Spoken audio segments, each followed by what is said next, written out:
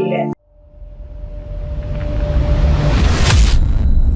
अगली खबर, राज्यों में भारी बारिश का अलर्ट, बाढ़ और लैंडस्लाइड से बड़ी मुश्किलें। देश के 14 राज्यों में आज भारी बारिश का अलर्ट जारी किया गया है। गुजरात, असम, उत्तर प्रदेश, उत्तराखंड और पूर्वोत्तर के कई राज्यों में बारिश ने जनजीवन अस्त व्यस्त कर दिया। असम और गुजरात में बाढ़ के हालात गंभीर है, जबकि जम्मू कश्मीर में लैंडस्लाइड और उत्तर प्रदेश में नदियां उफान पर। कई इलाकों में राहत और बचाव कार्य जारी।